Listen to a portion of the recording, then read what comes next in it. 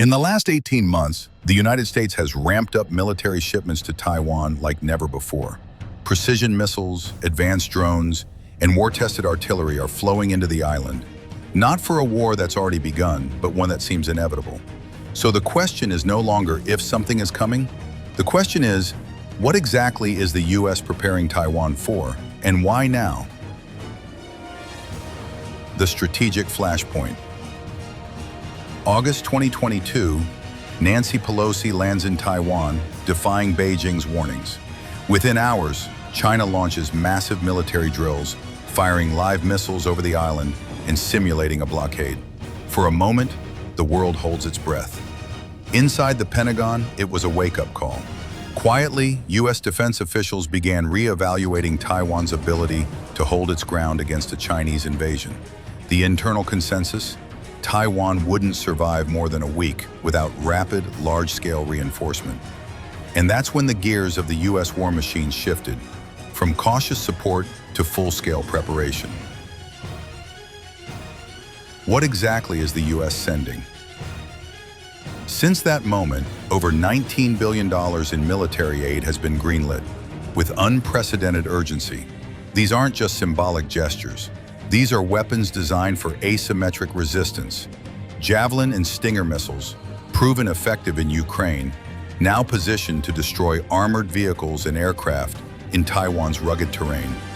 Harpoon anti-ship systems, capable of targeting Chinese vessels from hidden coastal batteries.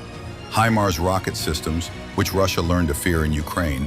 F-16 fighter upgrades, advanced surveillance drones, and cutting-edge radar systems for early warning and targeting. But what if the goal isn't just defense? What if this is the start of something much bigger, a deliberate chess move to provoke, contain, or even trap Beijing? The strategic shift from ambiguity to action. For decades, the U.S. followed a policy of strategic ambiguity, refusing to say whether it would defend Taiwan if China invaded. The ambiguity was the strategy, but not anymore.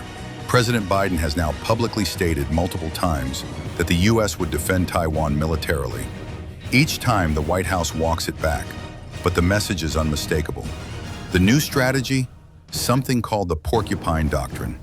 The idea is to turn Taiwan into a spiked, unpredictable defender, too painful, too costly, and too complicated for China to attack. But what if the spikes aren't enough? What happens when deterrence fails and the porcupine is forced to bite? China's response: rising aggression. Beijing sees this arms buildup as direct provocation. Chinese fighter jets are now crossing the Taiwan Strait's median line almost daily, a boundary once respected, now routinely ignored. Naval exercises simulate full encirclements. Cyber attacks target Taiwan's government websites. And China's arsenal? It's growing fast. The world's largest navy. Ballistic missiles like the DF-21D, nicknamed the Carrier Killer. Hypersonic weapons that could outpace American defenses. Xi Jinping has made it clear. Reunification with Taiwan is non-negotiable. The only question is the timeline. In arming Taiwan, is America preventing a war or provoking one? Taiwan's defense strategy: small island, big stakes. Taiwan, for its part, isn't just waiting to be rescued, it's preparing, aggressively. With a population of 23 million, Taiwan is investing in asymmetric warfare tactics, mobile missile units, decoys, and urban combat drills. Civil defense, training citizens in emergency response, communications, and survival. Indigenous weapons systems, like the Yunfeng cruise missile, capable of reaching targets deep inside China. Infrastructure hardening, reinforcing airfields, bunkers, and command centers. Taiwan's bet is simple: delay, resist, survive long enough for help to arrive. But here's the haunting question: how long can they hold out before the help becomes meaningless? The American dilemma: will the U.S. really defend Taiwan? There's a difference between sending weapons and sending troops. War games run by U.S. think tanks show that the U.S. can defend Taiwan, but but at extraordinary cost.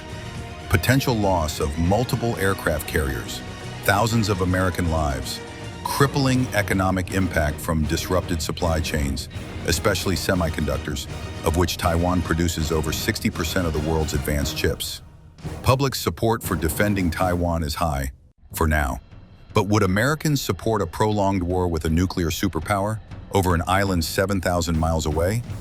Is this really about Taiwan, or is it about America's credibility as a global power? The global stakes beyond the island. Taiwan is more than a democracy in China's backyard. It's a linchpin of global technology and a symbolic battleground between authoritarian expansion and democratic resistance. If Taiwan falls, China controls the South and East China Seas. U.S. allies like Japan, South Korea, and the Philippines could rethink their loyalties. The global tech economy, powered by Taiwan's chips, could collapse.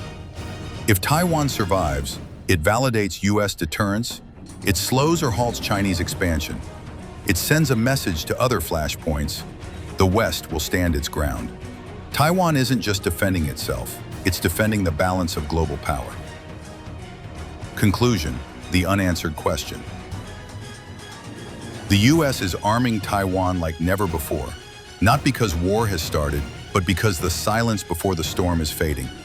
Every missile, every drone, every arms deal is part of a countdown no one dares to acknowledge out loud. So ask yourself, if Taiwan becomes the flashpoint of the next great war, will the world be ready? If you want to stay ahead of global flashpoints and understand the power moves shaping our future, subscribe to High Command now. And drop your thoughts in the comments.